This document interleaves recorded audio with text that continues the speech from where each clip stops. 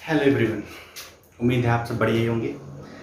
दोस्तों, मेरे साथ अब सामान्य जन के विशेष पहलुओं को जान रहे हैं, क्योंकि अब ठीक है यूपीएसआई के फॉर्म भी भरे जा चुके हैं, पीईटी का भी लास्ट डेट आ रहा है, अन्य भी वैकेंसियां ठीक है जो रुकी हुई थी वे भी धीरे धीरे कंप्लीट होंगी। तो ऐसे में तैयारी को नया आधार दीजिए, लगातार पढ़ते रहिए, कहीं से पढ़िए, बस पढ़ते रहिए। ठीक है, अब चूँकि मेरा चैनल भी 1000 सब्सक्राइबर हो चुके हैं, तो जल्द ही मैं लाइव आया हूँ। कुछ व्यक्तिगत कारणों से अभी मैं थोड़ा समय नहीं मिल पा रहा, लाइव नहीं आ पा रहा हूँ, लेकिन 29 तारीख के बाद जो है मैं लाइव क्लास लूँगा। ठीक है, जिससे कि आप अपने सवालों को भी मुझसे उस दौरान पूछ सकते हैं। आज जो टॉपिक लेकर आया मैं वो है संसद, एक महत्वपूर्ण टॉपिक। ठीक है, भारतीय संविधान का हिस्सा संसद। संसद दुनिया की सबसे बड़ी संसदों में से एक भारत की संसद, क्योंकि लोकतंत्र, सबसे बड़ा लोकतंत्र किसे कहते हैं? भारत के लोकतंत्र को कहते हैं। भारतीय संसद का वर्णन जो है संविधान के अनुच्छेद 79 यानी 79 में किया गया है। किसमें किया गया है? 79 में किया गया है। ठीक है, और ये संसद राष्ट्रपति, राज्यसभा और लोकसभा यानी दो सदन और राष्ट्रपति मिलकर क्या बनाते हैं? ठीक है, संसद का निर्माण करते हैं। ठीक है, ये भारतीय संविधान संसद की विशेषता है कि वो अकेला नहीं है। एक राष्ट्रपति भी है, लोकसभा भी है और राज्यसभा, एक उच्च सदन और एक निचला सदन और कौन? राष्ट्रपति, मिलकर संसद का निर्माण करते हैं। संसद के बारे में कुछ फैक्ट जानते हैं जो कई बार एग्जाम में पूछा जाता है। जैसे पूछता है संसद की जननी किसे कहते हैं? ठीक है, संसद की जननी किसे कहते हैं? ब्रिटेन को कहते हैं। यानी सबसे पहले संसद की शुरुआत कहां पर हुई? ब्रिटेन की हुई। यह भी जान लीजिए, दुनिया में सबसे पहले राजनीतिक दलों का उदय कहां पर हुआ था? ब्रिटेन में। ठीक है, राजनीतिक दल, ठीक है, सबसे पहले कहां पर?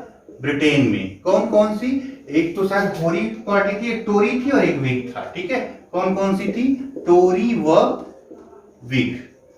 ठीक, ये दो पार्टियां। विश्व में सबसे पहले राजनीतिक दल कहां पर? ब्रिटेन में, टोरी व व्हिग। ठीक है, लोकतंत्र का घर किसे कहा जाता है? स्विट्जरलैंड को कहा जाता है। ठीक है, अब यह बात याद रखिए, स्विट्जरलैंड को लोकतंत्र घर कहते हैं क्योंकि स्विट्जरलैंड में एक समझा जाए कि आदर्श लोकतंत्र की व्यवस्था है। यहां पर बहुदलीय कार्यपालिका है। यहाँ व्यक्ति सिंगल या सब एक ही राय नहीं, जैसे अपने प्रधानमंत्री, राष्ट्रपति, उस तरह नहीं, बल्कि एक समूह के रूप में शासन करते हैं। यह भी याद रखें कि दुनिया में, ठीक है, स्विट्जरलैंड ऐसा देश है जो कि अपने प्रतिनिधियों को वापस बुलाने, प्रत्यावर्तन का भी क्या रहता है? अधिकार, यानी कि वहां के लोग प्रतिनिधियों को वापस बुला सकते हैं। ठीक है, भारत की पहली निर्वाचित सदन का गठन, संसद का गठन कब हुआ? 6 मई 1952 में, जब प्रथम आम चुनाव हुए उसके परिणाम के बाद 6 मई 1952 को प्रथम संसद की पहली निर्वाचित संसद हुई, जिसका बैठक कब हुआ? 13 मई 1952 को। ठीक है, 13 मई 1952 को। ठीक, पहली संसद की बैठक कब हुई है? 13 मई 1952 को। ठीक है, दल विहीन लोकतंत्र था। भारत में दल विहीन लोकतंत्र तथा प्रत्यावर्तन की मांग, ठीक, किसने किया था? तो जयप्रकाश नारायण ने किया था। किसने किया था? जयप्रकाश नारायण ने किया था। ठीक है, अब यह बात यह भी याद रखिए, भारत में, ठीक है, स्थानीय चुनाव यानी निकाय चुनाव में, यानी कि पंचायती राज व्यवस्था में ये अधिकार मिला हुआ है, यानी किसका? प्रत्यावर्तन और दल विहीन लोकतंत्र का। ठीक है, जबकि ठीक है संसद या ठीक है विधायिका के चुनाव में ये अधिकार नहीं मिला। बहुल कार्यपालिका अभी थोड़ी देर पहले आपको बता चुका था, कहां पे? ठीक है, स्विट्जरलैंड। कहां पर? स्विट्जरलैंड में है। ठीक, अगली क्या है? शासन व्यवस्था। शासन व्यवस्था दो प्रकार की होती है, एक होता है संसदात्मक, ठीक, और एक क्या होता है? अध्यक्षात्मक। एक क्या होता है? अध्यक्षात्मक होता है। ठीक है, एक तो हो गया आपका संसदात्मक और एक क्या हो गया? अध्यक्षात्मक। संसदात्मक शासन व्यवस्था में औपचारिक और अनौपचारिक शक्तियां दोनों जो है अलग अलग लोगों के हाथ में होती है, मतलब कि ठीक है शक्तियां अलग अलग होती हैं। ठीक है, औपचारिक व वास्तविक शक्तियां अलग अलग। ठीक है, जैसे कि भारत एक संसदीय व्यवस्था वाला देश है, यहां पर दोनों एक ही होता है, दोनों एक। ठीक, अब जैसे भारत एक संसदीय व्यवस्था वाला देश है, देखिए शक्तियां है किसी राष्ट्रपति के, प्रयोग कौन करता है? प्रधानमंत्री करता है। जबकि अमेरिका में ये सारा कुछ कौन है? अध्यक्षात्मक शासन कर रहा है, इसलिए राष्ट्रपति है, प्रधानमंत्री नहीं है। ठीक है, ये कुछ बातें जो हो गई, ठीक है, भारतीय संसद के बारे में हो गई। अब यहाँ यह भी जान लीजिए, दुनिया में कुछ जो है, ठीक है, अलग अलग देशों की संसदों को अलग अलग नाम से क्या जाना जाता है। ठीक है, दो चार का नाम देख लेते हैं। जैसे ब्रिटेन में क्या कहते हैं? पार्लियामेंट कहते हैं। क्या कहते हैं? पार्लियामेंट। भारत में क्या कहते हैं? संसद कहते हैं। ठीक है। बांग्लादेश में क्या कहते हैं? जातीय संसद कहते हैं। ठीक। ब्रिटेन में क्या कहते हैं? पार्लियामेंट। ठीक है। बांग्लादेश में क्या कहते हैं? ठीक है, अमेरिका कहते हैं। ठीक है, चल रहे। ठीक। अमेरिका में क्या कहते हैं? कांग्रेस। ठीक। बांग्लादेश में क्या कहते हैं? जातीय संसद।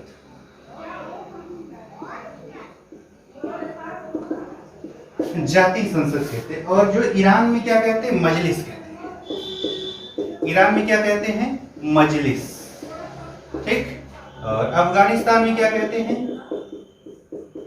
शोरा कहते हैं। ठीक है, क्या कहते हैं? शोरा कहते हैं। इसके अलावा जो है अन्य की बात करें तो ठीक है, जापान में क्या कहते हैं?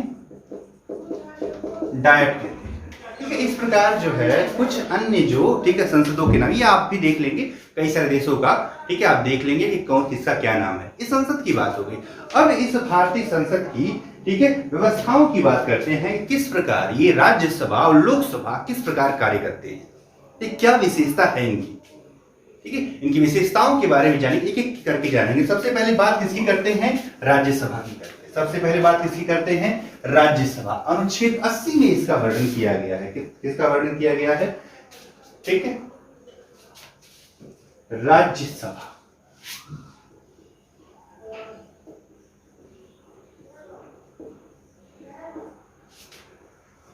ठीक है, अब यहां बात रही वर्ष 1918 के मॉन्टेगू चेम्सफोर्ड सुधार से एक राज्य परिषद के गठन के प्रस्ताव हुई। किसके सुधार प्रस्ताव से? 1918 के मॉन्टेग्यू चेम्सफोर्ड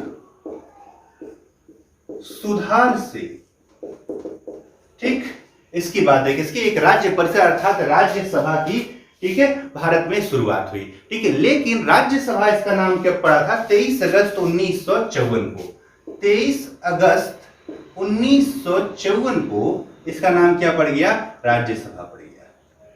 अब देखिए भारत में राज्यसभा ठीक है राज्यसभा की सीटों का आवंटन, वैसे तो आप जानते हैं अनुसूची 4 में वर्णन है, इन सीटों का आवंटन जनसंख्या के आधार पर किया गया। किसके आधार पे? जनसंख्या के आधार पे। लेकिन दुनिया में अधिकतर देशों में ये जनसंख्या के अनुसार नहीं बल्कि राज्यवार, जैसे यहां पर एक विसंगति पैदा हो जाती है। जैसे उत्तर प्रदेश में 31 सीटें, जबकि वहीं पर पूर्वोत्तर या छोटे राज्यों में 1-2 सीटें हैं।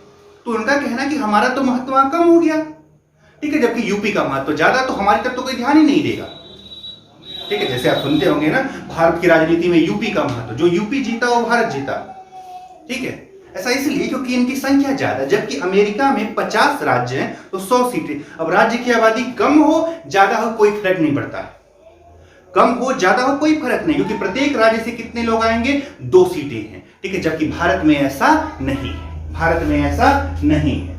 ठीक है, भारत में ये जनसंख्या के अनुसार क्या कर दिया गया है? बांट दिया गया है। ठीक है, 23 अगस्त 1954 को राज्यसभा की बात हो गई। ठीक है, राज्यसभा की बात करें तो अधिकतम सदस्य कितने हो सकते हैं? 250। ये हो सकते हैं, मैक्सिमम है। ये क्या है? मैक्सिमम है। ठीक है, ये 250 हो सकते हैं, जिसमें से 229 को कहां से चुना जाना है? राज्यों से। कहां से? राज्यों से। ठीक, 4 कहां से आते हैं? केंद्र शासित से, यूटीज से। अब ठीक है, यहां पर थोड़ा सा बदलाव हुआ क्योंकि जम्मू कश्मीर और लद्दाख में क्या बन गए? यूटी पहले वो 229 में थे, लेकिन इनकी सीटें भी इधर जाएंगी। ठीक है, 229 और 4 कितना बचा? कितना? ठीक है, ठीक, बचे कितने कुल? ठीक, ठीक, ये बचे कितने? 12 जो है ठीक है राष्ट्रपति द्वारा मनोनीत होते हैं। ठीक, इतने वर्तमान की बात। तो अभी कितना हो गया? 245। कितना? यानी वर्तमान में इनकी संख्या कुल कितनी होती है? 245 वर्तमान में। अधिकतम कितनी हो सकती है? 250। अधिकतम कितनी? 250। वर्तमान में कितना है? 245। इतने सदस्यों का, जिसमें से 12 को राष्ट्रपति चुनता है। अब ये राष्ट्रपति कहां कहां से चुनेगा? तो कला से, साहित्य से, विज्ञान और समाज सेवा से। कला, साहित्य, विज्ञान और समाज सेवा, इन क्षेत्रों से राष्ट्रपति। ये विधि जो है आयरलैंड से लिया गया है। किससे लिया गया है? आयरलैंड से लिया गया है। ठीक है, इन क्षेत्रों से राष्ट्रपति इन 12 सदस्यों को चुनता है। ठीक है, इस प्रकार राज्यसभा का क्या होता है? गठन होता है। अब राज्यसभा अनुच्छेद 83(1) के अनुसार क्या है? एक अस्थायी सदन। विशेषता देखिए, 83(1) क्या कहता है कि एक अस्थायी सदन है। अब अस्थायी सदन का मतलब क्या हो गया? अस्थायी सदन का मतलब ये है कि कभी भी ये सदन विघटित नहीं होगा। ठीक है, सदस्यों कार्यकाल, सदन तो अस्थायी है लेकिन सदस्य जीवन भर बने रहेंगे क्या? नहीं ना, सदस्यों का कार्यकाल 6 वर्ष है। ठीक है, 6 वर्ष, जो कि प्रत्येक दूसरे वर्ष निकटतम 1/3, ठीक है, क्या हो गया? प्रत्येक दूसरे वर्ष 1/3 सेवानिवृत्त हो जाते हैं, यानी कि रिटायर हो जाते हैं। ठीक है, कितने? 1/3 सेवानिवृत्त, ये विशेषता हो गई। इसीलिए अब 1/3 गया तो 1/3 फिर आया, 1/3 जाएगा, 1/3 आता जाएगा, इस प्रकार ये चलता रहता है। अब ये राज्यसभा के सदस्य चुने कैसे जाते हैं? तो राज्यसभा के सदस्यों का चुनाव जो है राज्य विधानसभाओं के, ठीक है, निर्वाचित जो विधानसभा है, ठीक है, विधानसभाओं के जो सदस्य हैं उनकी संख्या के अनुसार इसे क्या किया जाता है? चुना जाता है। ठीक है, वे लोग वोट डालते हैं और एक निश्चित संख्या में राज्यसभा के सदस्यों क्या होता है? ठीक है, अनुपातिक प्रतिनिधित्व प्रणाली से एकल संक्रमणीय मत पद्धति द्वारा, अनुपातिक प्रतिनिधित्व प्रणाली से एकल संक्रमणीय मत पद्धति द्वारा राज्यसभा के सदस्यों का चुनाव किया जाता है। तो जिस राज्य में ज्यादा विधानसभा सीटें वहां पर ज्यादा रोज राज्यसभा सदस्य। जैसे उत्तर प्रदेश में 400 से ज्यादा विधानसभा है। ठीक है, इसलिए यहां पर लगभग 31 क्या है? राज्यसभा सीटें। ठीक, तो ये कुछ बेसिक बातें हो गई किसकी? राज्यसभा की। ठीक है, अभी बाकी चीजें, अभी अर्हता की बात नहीं कर रहे, ठीक है, परिचय की बात करें। अब बात करें किसकी? लोकसभा की। तो किसकी बात करते हैं? लोकसभा। ठीक है, तो बात किसी करते हैं लोकसभा की। ठीक है, सबसे महत्वपूर्ण सदन, निचला सदन है, भले ही नाम में निचला है लेकिन महत्वपूर्ण सदन, जनता का सदन इसे कहते हैं, क्योंकि इसके प्रतिनिधि सीधे जनता, राज्यसभा सीधे जनता द्वारा नहीं चुने जाते, जबकि निचला सदन के सदस्य सीधे जनता द्वारा चुन के आते हैं, इसलिए जनता का सदन। सारे महत्वपूर्ण फैसले यहीं पर होते हैं। इसका नेता प्रधानमंत्री होता है अधिकांशतः। वो कुछ अपवाद मनमोहन सिंह और इंदिरा गांधी हैं जो लोकसभा से ना चुन के सीधे राज्यसभा से चुनकर आई थी, लेकिन अधिकतर जो है प्रधानमंत्री इसका सदन का नेता होता है। लोकसभा में अधिकतम संख्या हो सकती है 552, 530, 20 केंद्र शासित से, 2 जो है, ठीक, एंग्लो इंडियन। अब यहाँ बदलाव किया गया, एक संविधान संशोधन से इन 2 पदों को हटा दिया गया, कहा इसकी जरूरत नहीं है भारत में। ठीक है, तो वर्तमान में 541 में से 530 प्लस 13, ठीक है, 13 यूटी से 530 राज्यों से 2 हटा दिया गया है। ठीक है, चलिए जम्मू कश्मीर, नया बदलाव में जम्मू कश्मीर में 6 है, लद्दाख में कितनी सीटें हैं? 1 सीटें हैं। ठीक है, लोकसभा में अनुसूचित जाति के लिए 84 सीटों का आरक्षण है, जबकि जनजाति के लिए कितना? 47 सीटों का आरक्षण है। ठीक है, तो ये किसकी बात हो गई? ठीक है, लोकसभा और राज्यसभा दोनों की संरचना हमने देख लिया। ठीक है, अब कुछ और बातें देखते हैं। अनुच्छेद 82 क्या कहता है? अनुच्छेद 82 परिसीमन की बात करता है। अब ये नया शब्द क्या है? परिसीमन। ठीक है, तो परिसीमन क्या है? परिसीमन मतलब है, ठीक है, सीमाओं में, ठीक है, सीटों की जो सीमाएं हैं उनके साथ ही साथ संख्या में बदलाव, परिसीमन अनुच्छेद 82 कहता है। ठीक है, जैसे जनसंख्या बढ़ती है सीटों में बदलाव की जरूरत पड़ती है। ठीक है, तो अब तक भारत में 4 बार, कुल कितनी बार परिसीमन हुआ है? 4 बार हुआ है। कब कब हुआ है? ठीक है, तो 1952, 1963, 1973 और 2001। ठीक है, माफ करिए 2002, 4 बार हुआ है।